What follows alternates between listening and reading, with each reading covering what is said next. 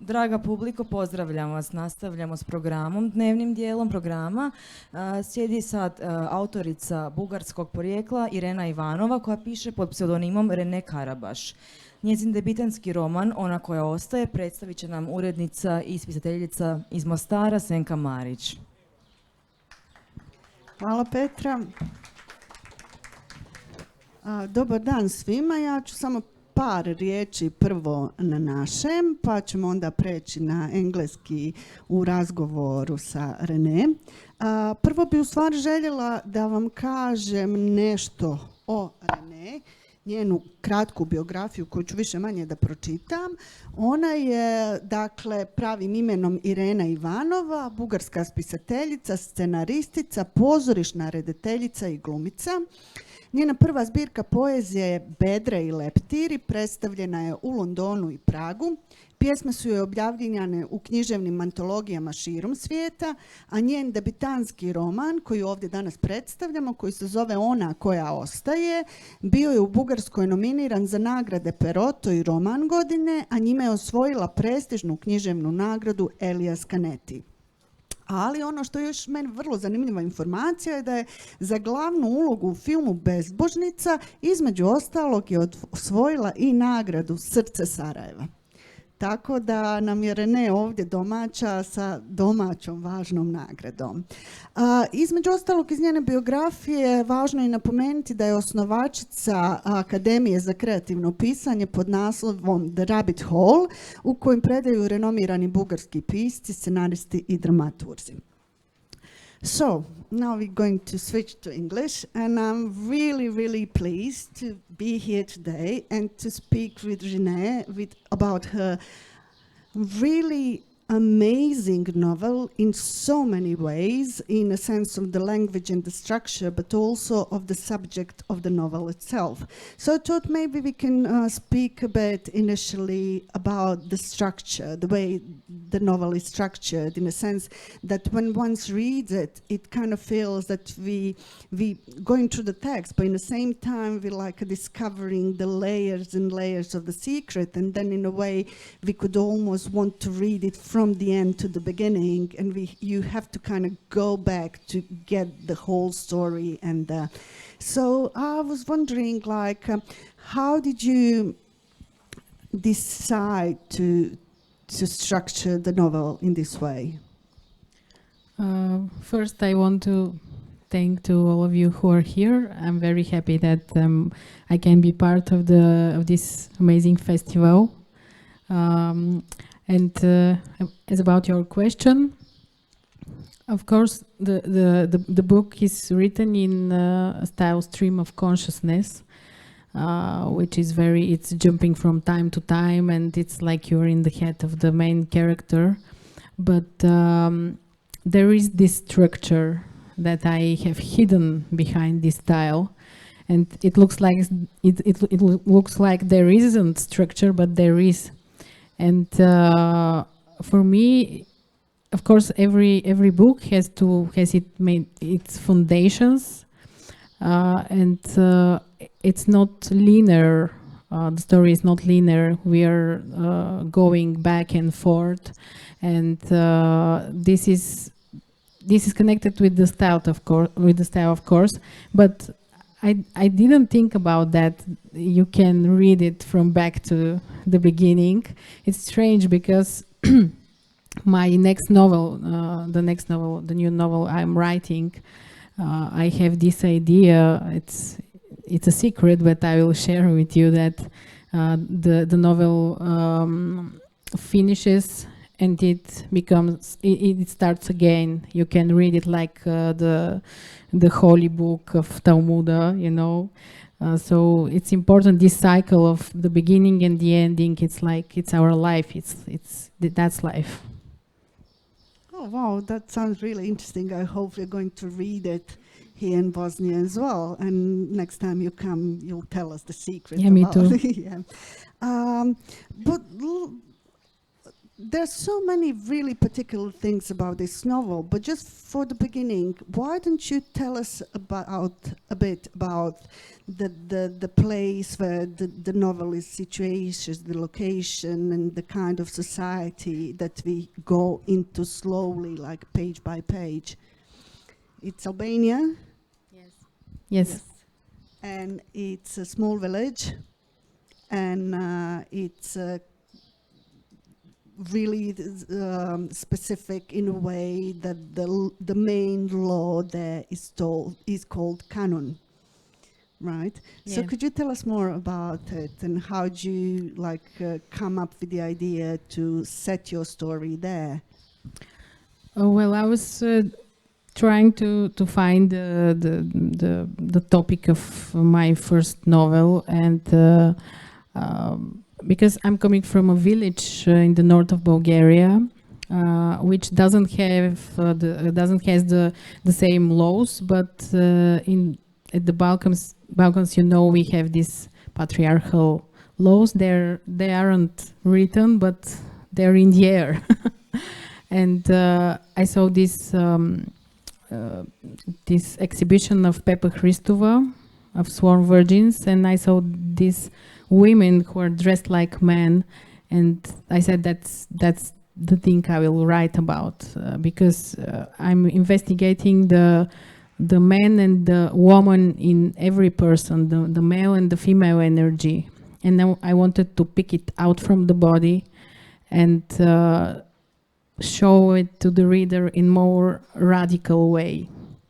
So it was perfect for me, and I started to read interviews and read about these Sworn Virgins. By the way, I have never been in Albania, and there everybody thinks that I have been there, but I haven't been there. And the thing that the reason the book is so real is that I have felt everything, and I found the similarity between them and me, and I put it in the story. Right, what do you mean? In what sense? Like when you say similarity, that's really interesting, and I have to ask about that. Like, because we're talking about really specific culture and really specific phenomenon, we can say, that's typical for like some of the Balkan regions. Like we still have it in Albania, and I don't know. I think I've read somewhere you said, I never knew that we have it in Bosnia as well.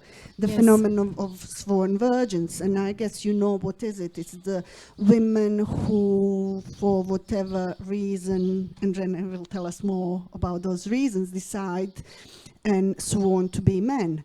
So I was wondering, like, it's really interesting that you would like make the point of similarities between yourself and, I mean, if that's okay to ask.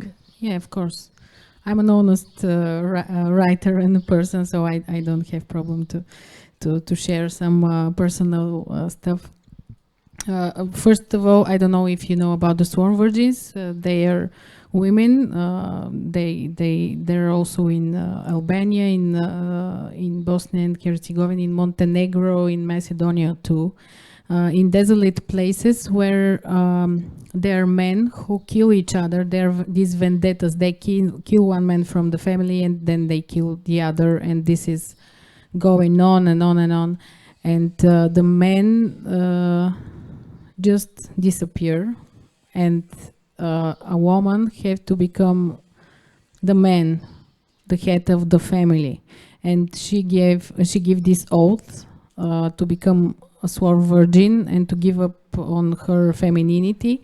But that's the only reason they can gain their freedom, because there the women doesn't have rights. They have to be at home and work, and they cannot go to the pub. They cannot wear even watches.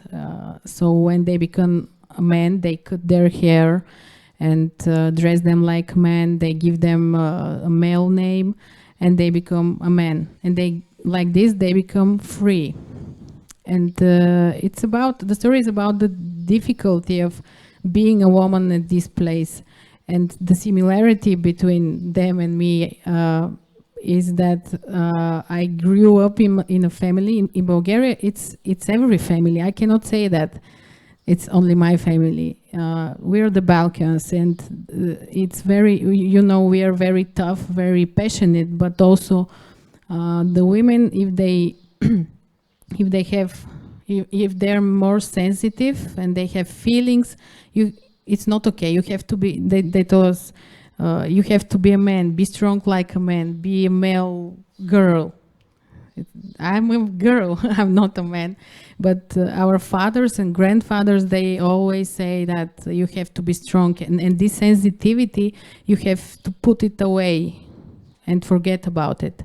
And that's one of the reasons I choose this, because it's not easy to live in such a society, and that's how the traumas arise, and they show up when you are grown up.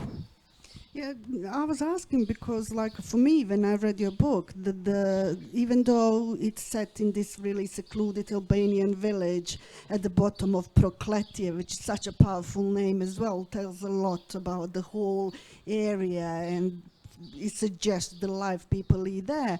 But I still kept thinking upon finishing the book that even though it's said there and talks about this specific phenomenon, it says so much about all of us, especially in Balkans, because it is really present.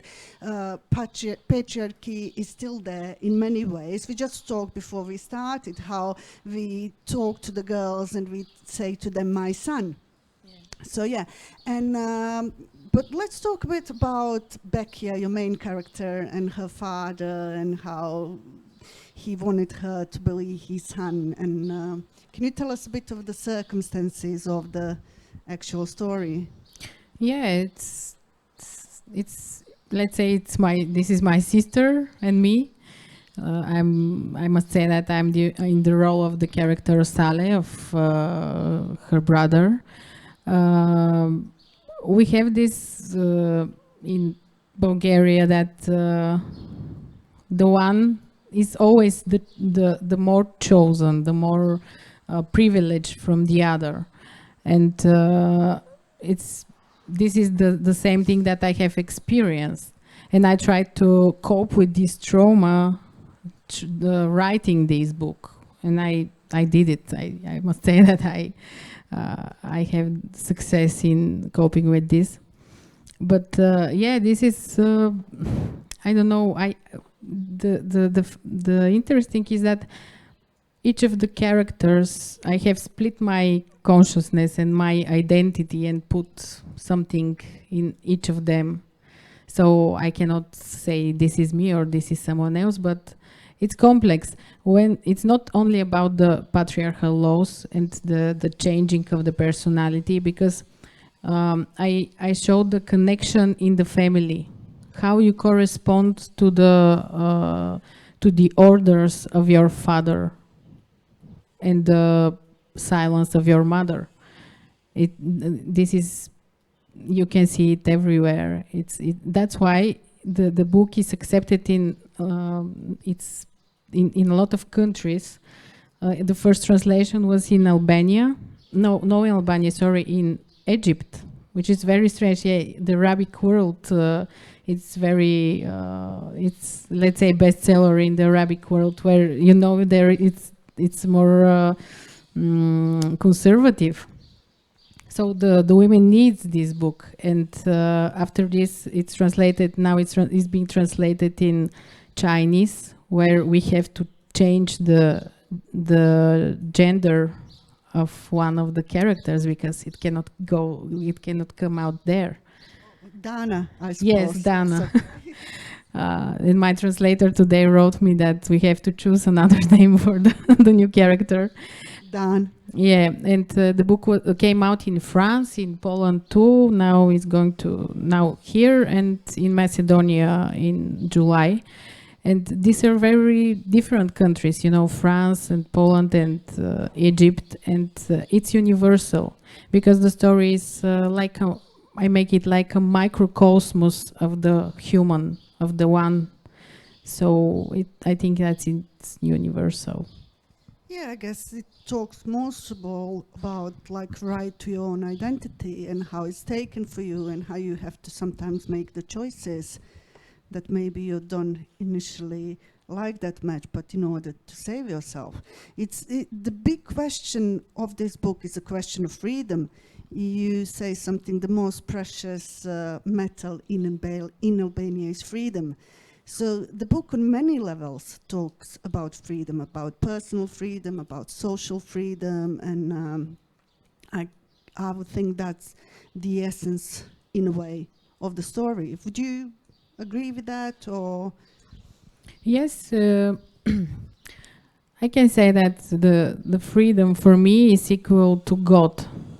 Everybody has different perception of God. Some people think that God is freedom. Some think that God is the moment, the now, or the universe, and it's connected with freedom and the choices we make, because sometimes we don't have the strength and the will to make these choices, and there are of course circumstances, but it's the essence of this is to make the right choices in the future or whenever we have this strength, because it's never too late to change your life, and that's the power of free will we have. Hope so, yeah, definitely. Could you tell us a bit more, because before we go into details about Bekia and the rest of her family, and as you have rightly pointed out, their relationships are at the core of the novel. But I was wondering if you can tell the audience a bit more about canon and the rules that come with it.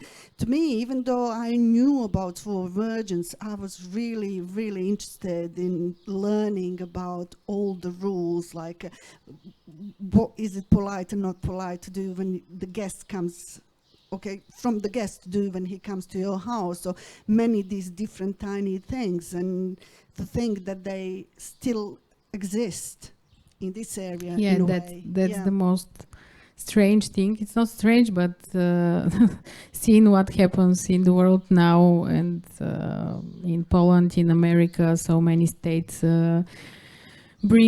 brought back the abortion, and I think that I thought that the world is going to become more to be better for women, but I don't know what's happening now. Like, we are turning back to the Stone era. And yeah, that's very, very disturbing. And this is a law which is still existing, which is, I don't know. It's so disturbing, because you said some of these laws. Let's say there is this guest at the house of the Albanian family, and if you put this bread and do this with the bread at the plate, and you don't eat your meal, you can be killed. Or if you put wood at the fireplace, you can be also killed, because they feel offended. It's very awkward. And when the guest goes out from the house, and I forgot what was the structure, but when he said if he's with his back and somebody kills a man next to him, they took the vendetta, and they have to make the vendetta, which is it's very dangerous to be there. And by the way, I read these articles about these laws, and the people there, they're nurturing this, because there are these taxes. When you kill somebody, you pay this blood fraud, and you go and give the money to the prince, the so-called kapedan, the prince who is at the fortress. It's very old school and ancient, and you go there and you pay him, and they encourage men to kill each other. It's like a business. And that's one of the reasons why Albania cannot, as I understand, as I read, that is one of the reasons that Albania cannot go to the European Union, because they cannot cope with this problem. There are these, the so-called conseils in French, people who go there and try to convince these people to stop the vendettas. And there are people who are living in their houses for 10 years, then they don't go out for 10 years. Can you imagine this? 10 years you stay at your home, at your room, and you don't go out because you can be killed. And that's crazy. Yeah, but it's the thing of the honor. It's Sorry? honor. Yeah, Yes, there is dishonor, of course, Yes. but it's false honor. It's not. It's their, of course, it's their understanding of honor, because when you live in so little society, the outside world, you cannot imagine what's free. You don't know what's freedom, what's honor. You just somebody said that's honor, and you believe this. You are blindly believing this. But my character, Bekia, she decides to go out to escape from this place.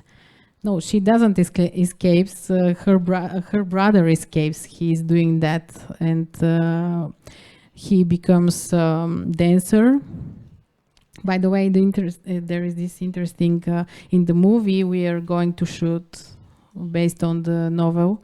We make the character of Saleh, of her brother, bigger, and we make this. We make him a dancer in Bulgaria, and when his father, when he's younger, when he's little,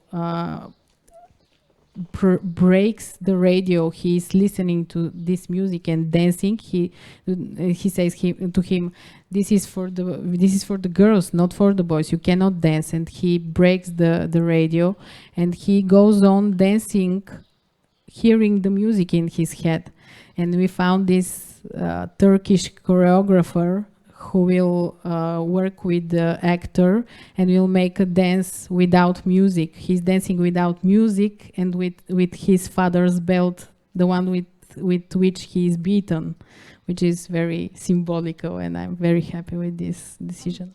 I'm sure, yeah. And as Renee said, it's really, I think, amazing news, and I'm really looking forward to it. There's going to be German, Romanian production. Yeah, Yes, I Albania, understand. Romania, and Germany. Right, so yeah, so we'll see the movie title. Is it going to have the same title? So in Bulgarian, it's ostaje. Yes. Right. So yeah, we use the same term in our language, or Virginia, or It will be this name. the one who remains. Yes. Okay. Okay, but still really exciting, and I'm sure we're all looking forward to it.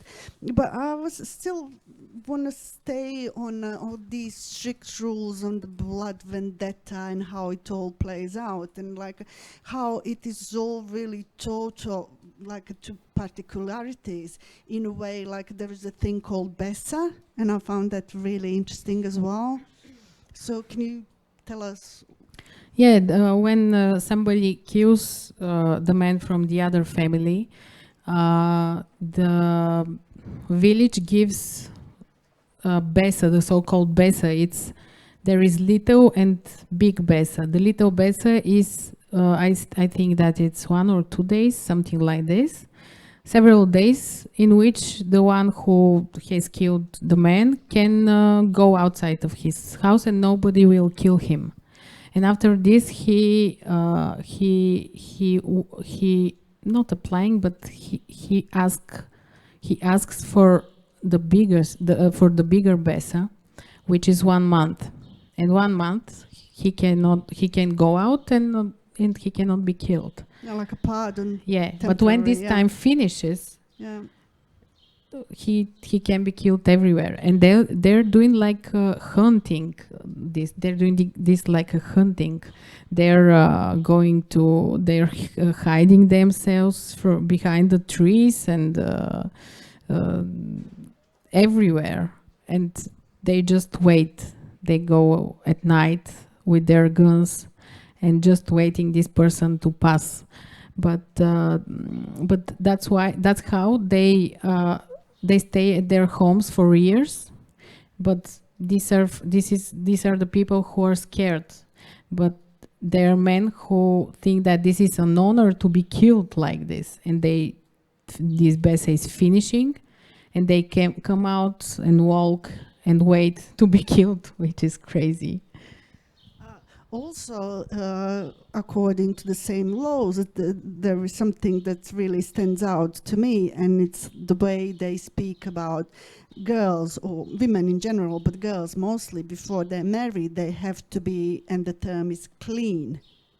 They have to be clean, which applies... Which is virgin, which means virgin. This cleanliness, it's to be virgin. We call this we have this in Bulgaria. We had, if I have to be more precise, we call it to be clean means to be virgin. Right, but I think it's a really symbolic word that is used. Yes. Like, yeah. Yeah, it's an old phrase. It's an old phrase. We don't use it anymore because we have not the same traditions. Before we have this with the white clothes, and if the girl is clean, there is blood. Yeah, and they like doing like, oh, she's clean, and everybody is waiting. The whole village is waiting and to see if the girl is clean. In this tradition, if she's not clean, she will be killed by her husband. And the most interesting, I don't know, the interesting is not the proper word because it's very harsh thing, and I'm speaking about like it's something exotic, but she's killed with the patron. Bullet. Yeah, with the bullet that's packed yeah, in with her the dowry, bullet yeah. that her father put in her baggage for her husband, and if she's not clean, her husband take this bullet and kill her with it. Yes, and now to go a bit more into the actual story, Bekia wasn't clean. Yes. And we first had the false information.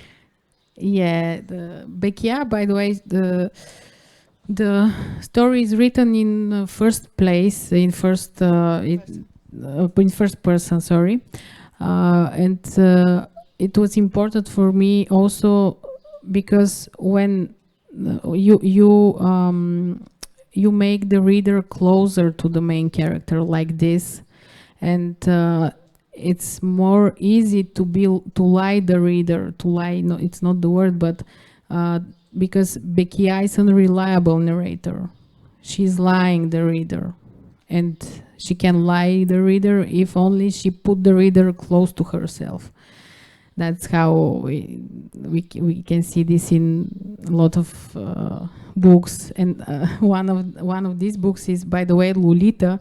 I soon realized reading this this article about Lolita that Humbert is an unreliable narrator, and all of this time I so much believed in him and make him, I felt sorry about him, but he's not the victim of this story. So I said, wow, that's the power of literature. It can be so strong. Yes, and then she actually, I mean, if you're thinking about the roles of women in the novel, there is a mother, and mother's really passive. She's there, but we kind of see her as part of scenography. She's not an active participant in anything. She's fulfilling her role completely. But in the same time, with Becky's decision to choose to become the one who remains. I have to look at the words to remember them Sworn in English. virgin. Yes, sworn virgin. She decides to act. At that point, by decision, she changes her position completely. And can you tell us what her decision? Yeah, it's very contrasting because the mother of Bekia, she's like a tapestry, like. It's not a coincidence that I didn't give her a name. She doesn't have a name. That's enough. And we cannot hear, we hear her voice at 2 or 3 places in the story. We don't hear her, so she doesn't have a voice. It's like a metaphor for the women there. They doesn't have the voice. They don't speak, don't have the right to choose or say something. And Bekia is doing the opposite thing. She's trying to rebel, to not to be so weak like a woman. And I don't know, maybe it's this, that she has also always been the boy of her father, helped her to be more stronger and to act, because the female energy is stagnant. It's always getting, like in the nest, something, gathering the details. There isn't acting, and the male energy is acting, and she has this male energy in herself, and that's why she's acting.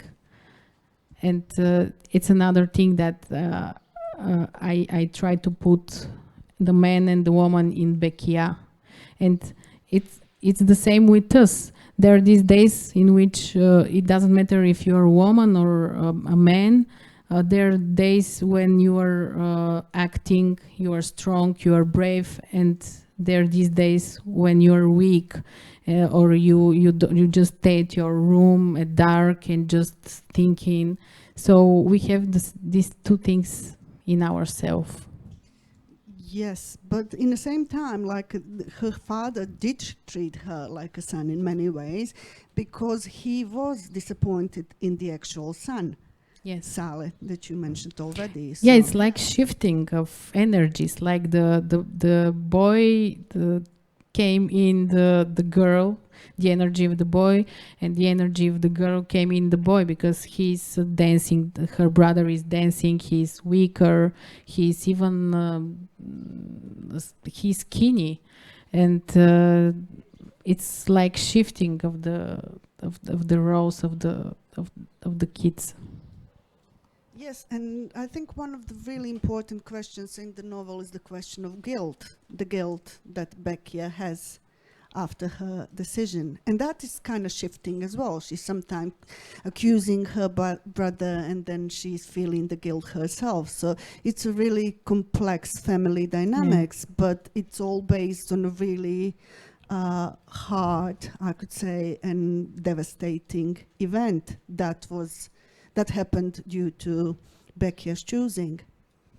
Yes, in the beginning, because she lives in a very closed society, and there are things that we're all the time hiding things from ourselves, and because it's difficult to face them. And when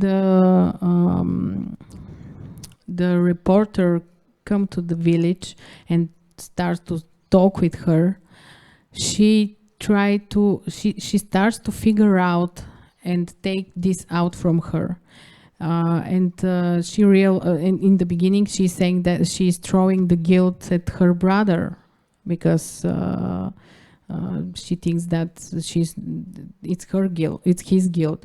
But after this, she thinks that she realizes that she's guilty about this. But nobody is guilty in the overall. We make decisions and things happen just like that, and it's nothing. There are no coincidences, only consequences. Yes, I'm afraid that I'm sure your novel talks about that. I guess more than anything else, it's about how choices always affect us, and we have to live with the consequences. Also, sorry for interrupting, but I want to mention that the story begins with Bekia still in the womb of her mother. We can hear her like a baby in her mother's belly, and they're twins, she and her brother, and the brother disappears, and the mother gives birth to Bekia, and the boy, we don't know, it disappears. I will not say what happened to to the boy, but in the end of the story, it came out. The secret is revealed, but I put symbolic. I wrote this symbolically because maybe you have to just read the novel. I don't want to talk about this, but by the way, for the movie, we will make these babies in the womb. It will be very a big challenge for us to make these babies who are hugging themselves, hugging each other in the womb. So did you write the script as well? Did you adapt it? Yes. Okay. It was not difficult. Oh, really? Well, I guess you do it usually. You screenwrite as well, so I It's guess my first screen, by the way. Oh, really? Screenplay, yeah. And it won the grant of the Bulgarian National Movie, and a week ago it won the grant of the Albanian Cinematography Center. And now it's going to win in Romania. But yeah, it was not difficult to make the adaptation because the novel is very cinematographic and Definitely, yes. yeah, of course there are these laws of the cinema. I cannot omit them, but because I have written the book like putting the camera on and just observing, and this helps for the screenplay. Nice.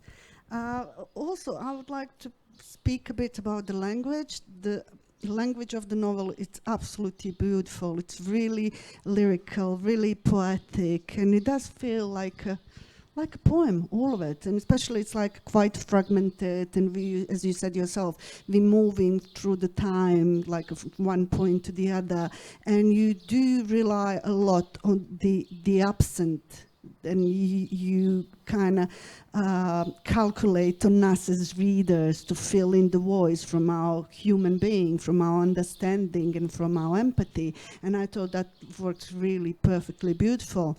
And but the novel starts with a poem, and then we have like a chorus of it throughout the novel as well. So can you tell us, like, why did you choose it? Did you feel the whole text as a poetry yourself? And Yeah, I must say that when I was writing the book, I felt like I was writing poetry because there are these times I have cried and feel it very strongly, and that was my evidence that the reader will feel it too and will cry on this place too. And the story begins with a poem, which I wrote, by the way, long ago. I just chose it. I didn't write it for the novel. And it's the essence of the story. And it appears at some places like a voice somewhere just repeating this and this and saying this and this. And it's like a mirror of the things that happens in the story. They happen there too. And by the way, now I finished my script for the Bulgarian National Television for a TV series, because in Bulgaria we still don't have a TV series movie with main female characters. We only have with male characters or mixed. And it was time to make such a movie. And I mentioned this because each of the episodes, there is this fairy tale which reflects the story. And I like playing with this. I like using some alchemical or fairy tale stories to invent them and to reflect to the story and to let the reader by himself find the connection between them. that sounds really interesting as well. But yeah, I think in general, I would think the Bulgarian cinematography is becoming more and more popular, I would think. Would you agree? Or The book? No. The Bulgarian cinematography in general. cinematography. Like, yeah, on like Yes. European level. It's Yes, and the books too. After the award of Georgi Gospodinov, now I'm very happy with this because he will attract a lot of publishers, and I see how my agent, some publishers around the world are saying, just give me more writers from Bulgaria, give me more writers. And we can be only happy with this. But yes, the cinematography is also it's better and better, and it goes around a lot of festivals, and that's hopeful. Yeah, I definitely think so, and I think that the Gospodinov's award, Booker's award, is really important not only for Bulgarian authors but also for like Yeah, authors the from Balkans the too, Balkans as yes. well. So yeah, Yeah, I'm very yeah. happy that he wrote on my book. One of the blurbs are his, and he's very busy, and it was so difficult to find him and to write this. But I'm happy that it's a very important moment. I like it. That it's like I have captured it, like Oh, here. definitely, I'm sure it means a lot because, like, yeah. But I just want to point two things about the novel as well. I love the way you have these repetitions in a novel. I have to read them. It says, upon the Beckia's possible marriage, it says, are they marrying me or they're burying me? There's that. Can you say it in? Jel me udaju ili me sahranjuju?